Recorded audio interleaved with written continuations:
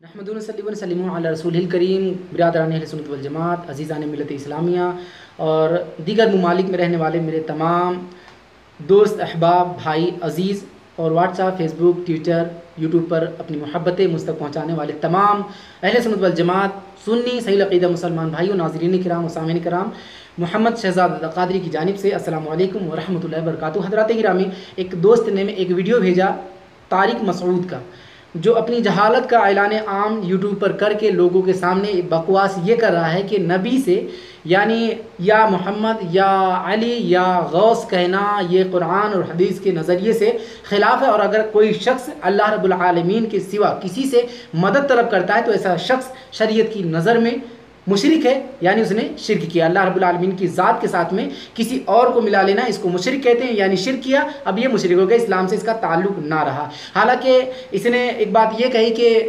अहले सुन्नत वल जमात के नज़दीक कुरान और हदीस समझ में इनके नहीं आती और लोगों का कारनामा भी ये लोग समझते नहीं, और ये कहता है कि 5 साल से मैं मुंतज़िर हूँ कि मेरे किसी सवाल का अहले सुन्नत वल जमात बिलखुसूस तौर से टारगेट किया कि मदनी चैनल जो है इसका जवाब नहीं दिया, हरा चैनल कोई हरे टीवी वाला इसका जवाब ना दे। मैं मुंतज़िर हूँ 5 सालों से इस जहालत के अंधे कुएं में रहने वाले, अक्ल के अंधे, अक्ल के दुश्मन, इसकी बिनाई भी चलेगी और समाअत भी पूरी तरह से ख़राब है, क्योंकि उलमाए अहले सुन्नत ने तुम्हारे एक एक एतराज़ का ऐसा जवाब दिया कि तुम्हारे बाप दादा, आबा व अजदाद इस बात को अपनी तरफ पूरी तरह से तस्लीम कर चुके हैं कि हमने अपनी किताबों के अंदर गड़बड़ियाँ की हैं, गलतियाँ की हैं, तमाम बातें।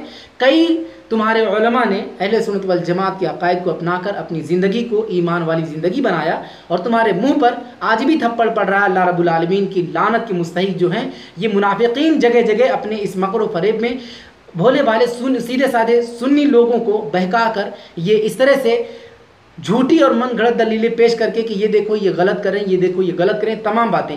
आइए, जिसने जो दावा किया है मैं 3 स्टेप में इसका जवाब दूंगा। पहले मैं कुरान की आयत करीमा पेश करूंगा, दूसरे में हदीस करीमा के मुतालिक इसका जवाब दूंगा, और तीसरे में इसके ही उलमा क्या कहते हैं नबी करीम सल्लल्लाहु अलैहि वसल्लम के वसीले के मुतालिक, औलिया किराम को वसीला लेना। मैं इसको भी इंशाअल्लाह 3 स्टेप में पूरी तरह से मुतमईन कर दूंगा, ऐसा जवाब कि ज़िंदगी भर अगर उसका तोड़ लाएगा तो तोड़ नहीं सकेगा, और अगर हिम्मत होगी तो मुझे किसी भी जगह ऐड करके लाइव मुनाजरा कर सकेगा। मैं अपना नंबर उस वीडियो के आखिर में बता दूंगा, चाहे जहाँ मुझे ऐड करके मुझसे मुनाजरा कर लेना। कुरान मुक़द्दसा की तरफ हम बढ़ते हैं और ये देखते हैं कि इसने जो कहा कि या अली या मोहम्मद, यानी नबी करीम सल्लल्लाहु अलैहि वसल्लम का वसीला लेना और औलिया किराम से मदद चाहना, वो उनका वास्ता लेना, उनका वसीला लेना, क्या ये कुरान के नज़रिए से दुरुस्त है या नहीं?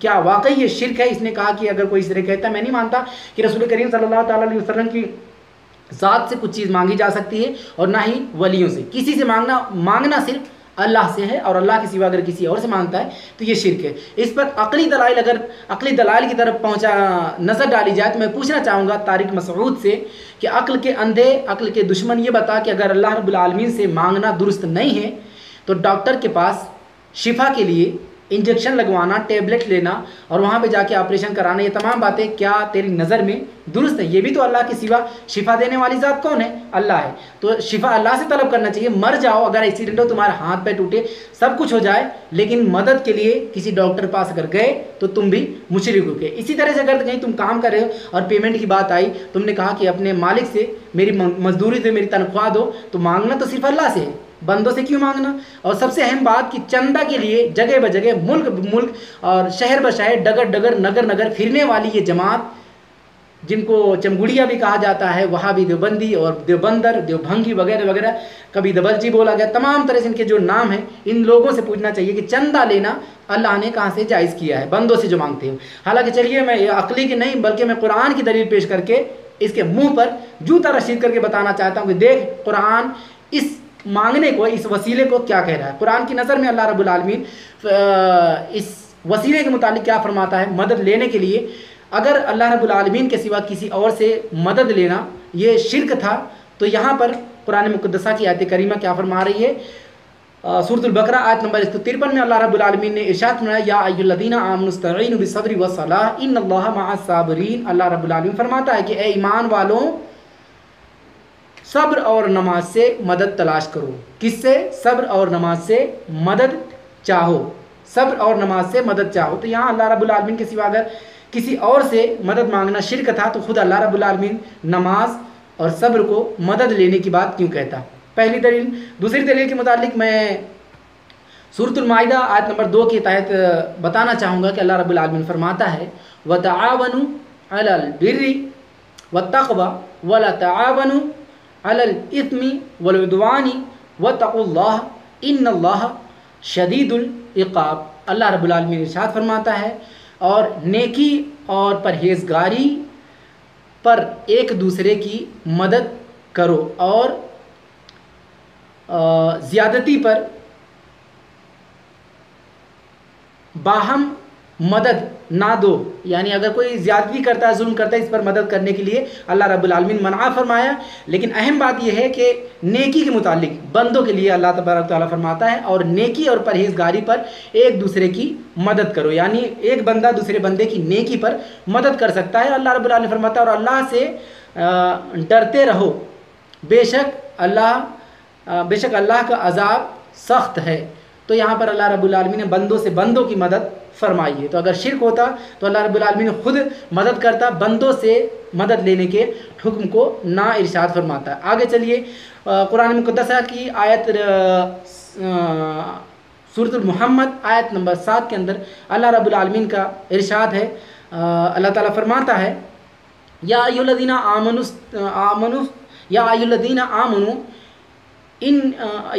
آمنوا ان تنصروا اللہ ینصرکم ویثبت اقدامکم۔ یہاں اللہ رب العالمین نے ارشاد فرمایا کہ اور تم دین خدا کی مدد کرو گے اللہ تعالیٰ تمہاری مدد کرے گا۔ کس سے کہہ رہا ہے کہ اللہ رب العالمین بندوں سے کہہ رہا ہے اگر تم دین خدا کی مدد کرو گے تو اللہ تبارک و تعالیٰ تمہاری مدد کرے گا۔ یا ایھا الذین آمنوا ان تنصروا اللہ ینصرکم ویثبت اقدامکم۔ اللہ رب العالمین نے یہ فرما دیا کہ بندوں سے کہ اگر تم دین خدا کی مدد کرتے ہو تو اللہ تبارک و تعالیٰ تمہاری مدد کرے گا اور تمہارے قدم کو جما دے گا۔ تو یہاں بھی اللہ رب العالمین بندوں سے مدد، کس کی؟ دین کی مدد کے لیے بندوں کو منتخب فرمایا اور مخاطب فرما کے بندوں کے کہ اللہ تبارک و تعالیٰ کے دین کی تم مدد کرو گے تو اللہ تعالیٰ تمہارے دین کی مدد فرمائے گا۔ یہاں بھی مدد کا لفظ، اور اس سے یہ بھی ہو گیا کہ اللہ رب العالمین بندوں سے بھی مدد لے رہا ہے دین کے لیے۔ آگے چلیے سورہ تحریم آیت نمبر 4 کے اندر اللہ رب العالمین ارشاد فرماتا ہے ان تتوبا الی اللہ فقد صغت قلوبکما وَإِن تَظَاهَرَ عَلَيْهِ فَإِنَّ اللَّهَ هُوَ مَوْلَاهُ وَجِبْرِيلُ وَصَالِحُ الْمُؤْمِنِينَ وَالْمَلَائِكَةُ بَعْدَ ذَلِكَ ظَهِيرٌ۔ یہاں پر اللہ رب العالمین ارشاد فرماتا ہے کہ نبی کی بیویوں کے متعلق ہے کہ یہاں پر اگر ان کے جو بھی معاملات تھے اور یہ فرمایا کہ اگر ان پر زور باندھو گے تو بے شک اللہ ان کا مددگار ہے اور جبریل اور نیک ایمان والے اور اس کے بعد فرشتے مدد پر ہیں۔ تو یہاں اللہ رب العالمین نے کس کو پہلے خود، بعد میں جبریل علیہ الصلوۃ والسلام، فَإِنَّ اللَّهَ هُوَ مَوْلَاهُ وَجِبْرِيلُ وَصَالِحُ الْمُؤْمِنِينَ وَالْمَلَائِكَةُ بَعْدَ ذَلِكَ ظَهِيرٌ۔ یعنی اللہ رب العالمین خود مددگار ہے، جبریل علیہ الصلوۃ والسلام بھی مددگار ہے، صالح المؤمنین یہاں پر نیک بندوں کا بھی مدد لینا یہ بھی ثابت ہو گیا۔ اس کے بعد ملائکہ وبعد ذَلِكَ ظَهِيرٌ، اللہ رب العالمین نے بندوں سے بھی اور فرشتوں سے بھی، ملائکہ سے بھی اور خود ان تمام لوگوں کو مدد کے لیے منتخب کیا ہے۔ تو اب اگر کوئی یہ کہے کہ بندوں سے مدد لینا یہ شرک ہے تو اس کا یہ تو نرا جاہل ہوگا جو کہ اسلام کی باتوں کو سمجھ نہ سکا اور اپنی جہالت کا اعلان عام کر کے لوگوں کو یہ کہتا ہو کہ ایسی دلیل ہے ہی نہیں قرآن اور حدیث کے اندر۔ حالانکہ میں ابھی قرآن کی بات کر رہا ہوں اور قرآن مقدس ہے کہ ایک آیت کریمہ سورۃ الصف آیت نمبر 14 کے اندر اللہ رب العالمین کا ارشاد ہے، اللہ تعالیٰ فرماتا ہے کہ حضرت عیسیٰ علیہ السلام کے متعلق ہے، یہاں فرمایا گیا کہ من انصاری الی اللہ قال الحواریون نحن انصار اللہ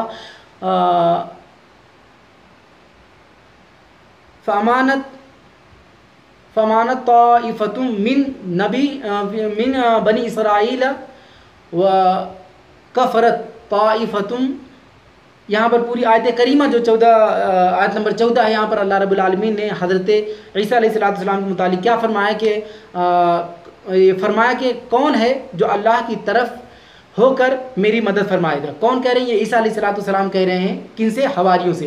کون ہے جو اللہ کی طرف ہو کر میری مدد فرمائے گا؟ حواریوں نے کہا، حواری بولے ہم دین خدا کے مددگار ہیں. تو بنی اسرائیل سے ایک گروہ ایمان لایا،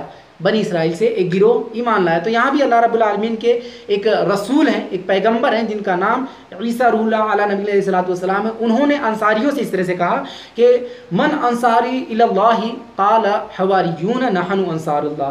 یہاں پر اللہ رب العالمین کے پیارے مقدس فرشتے رسول حضرت عیسیٰ روح اللہ علیہ نبی علیہ السلام نے فرمایا کہ کون ہے جو مدد کرے گا. تو یہاں پر اگر مدد ہی لینی تھی تو عیسیٰ پیغمبر علیہ السلام خود اللہ سے مدد طلب کرتے، نہ کہ شرک کرتے. لیکن ان عقل کے اندھوں کو سمجھ نہیں آتا کہ ایک نبی ہو کر دین خدا کی مدد کے لیے انصاریوں سے پوچھتے ہیں کہ کون ہے جو اللہ کی طرف ہو کر میری مدد فرمائے گا. اس پر حواریوں نے کہا کہ ہم ہیں دین خدا کے مددگار.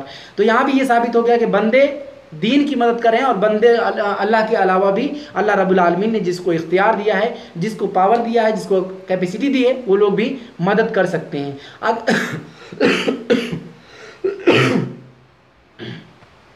آگے چلیے سورۃ المریم آیت نمبر 19 کے اندر اللہ رب العالمین کا ارشاد ہوتا ہے کہ اللہ رب العالمین فرماتا ہے کہ قال انما انا رسول ربک لاہب لک غلاما رقیہ. اللہ رب العالمین کے ایک فرشتے کے متعلق یہ ہے کہ یہاں پر میرے لیپ ٹاپ میں پوری طرح سے اس کا ترجمہ نہیں دکھ رہا ہے. انشاءاللہ میں اس کے پہلے اس میں شوٹ کر کے اس کو میں آپ کو سینڈ کر دوں گا.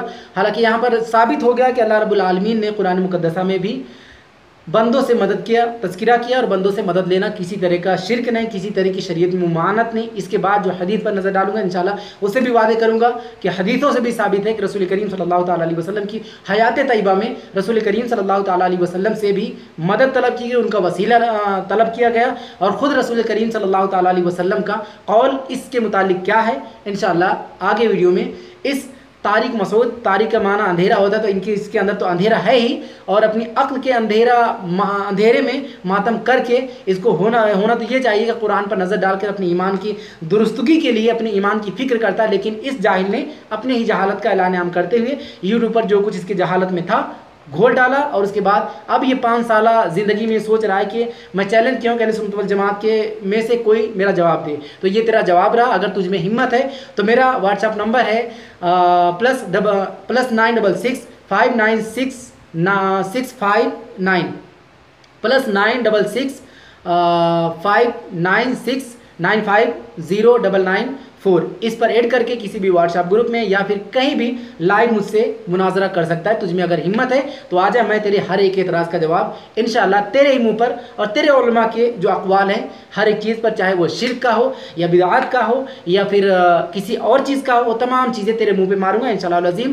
اگر تجھ میں ہمت ہے، دم ہے، جرأت ہے، جسارت ہے تو طارق مسعود آ جا میرے سامنے، کہیں بھی لائیو ویڈیو تو مجھ سے مناظرہ کر لے.